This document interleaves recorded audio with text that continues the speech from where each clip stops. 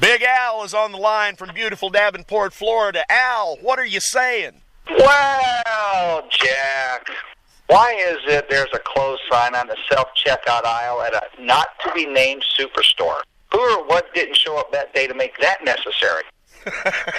I recently saw some popcorn at the same not-to-be-named superstore, and on the package in big letters, it bragged about being whole-grain popcorn. What else do they put in popcorn these days that they feel the need to make that a selling point? Isn't it just corn? And isn't corn a grain anyway? As far as I know. I thought so, too. What if they start marketing it like bread, though? Hey, try our 5-grain popcorn. It's got corn and sesame seeds and butter and caramel and a dash of gunpowder. Every bowl is a cooking adventure. Safety goggles required. Now, Jack, you're probably thinking sesame seed and butter and caramel aren't grains, and you know you're right. But they don't think we're too bright anyway, or it wouldn't be so cool to advertise whole-grain popcorn. Well, yeah, you're right. Well, thank you very much. You know, scientists recently discovered a humpback whale had traveled from Brazil to Madagascar on the East African coast. It's a distance of about 6,200 miles. They were able to identify the whale, though, thanks to pictures of the whale at both locations using identifying markings on the huge tail fin. Based on those markings, they narrowed it down to either that whale or a 92 Porsche 911 Turbo. But the Porsche was found later in South Miami Beach, so they decided it had to be the Brazil whale. Anyway, experts believe that the whale simply got lost during a migration trip, but they really didn't have a clue. We'll probably see their names on the November ballots. In a statement released to the media, Jennifer, the whale, said she was following an old person in a Buick who had their left turn signal on, indicating they were going to turn north at any time. But, you know, she also said that while she was in Madagascar, she hoped to meet those wacky penguins from the movie. She also said that as she approached the African coast, believe it or not, she was greeted by the president of Chile. That guy really gets around. Yeah, he does.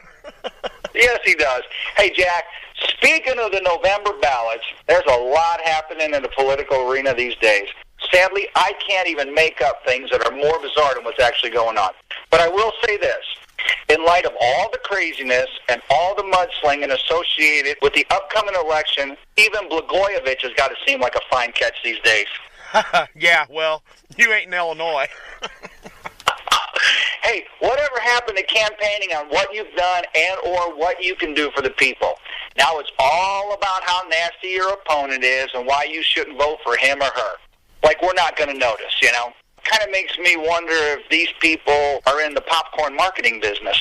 Anyway, every debate seems like an episode from Judge Judy. Hey, now that would be a way to do it. Candidates go up before her, they have their debate, and then she makes a ruling. You, sir, are a liar, and you, sir, are just full of it. Now get out of my sight, bring in 2 more, and let's try this again. Hey, you know, Hootie and the Blowfish are celebrating their 25th anniversary as a band. They started out with their debut album, Cracked Rear View, and the song, I Only Want to Be With You. These days, it's a good thing the rear view is cracked because it's a long way back to where they weren't considered classic rock. And the song, I Only Want to Be With You, would have to be replaced with, Why Won't Anybody Hang Out With Us Anymore? And on a sad note, Jack, we lost 2 beloved All-American family icons this week. June Cleaver, the Beavers' mom, and, of course, Mr. Cunningham, who later became a crime-fighting priest, which I really didn't understand since he was married and had 3 kids. I mean, who was running the hardware store in Milwaukee? Anyway, they represented a time when we all felt safer and more secure in our everyday lives. When you could have a good time at the mall shop and it was cool to wear jeans, white socks, and dress shoes. People knew the names of everybody on their street. You hollered at other kids for misbehaving and the parents actually thanked you for it. We didn't have video games to babysit the kids. We had family time or real babysitters. You know, it wasn't much different from when we were growing up, Jack. Oh, hey, happy birthday, by the way. Oh, hey, thanks, Al. Sure. You know, that was an era that we fondly remember, especially when we take time to look back at it through that cracked rear view.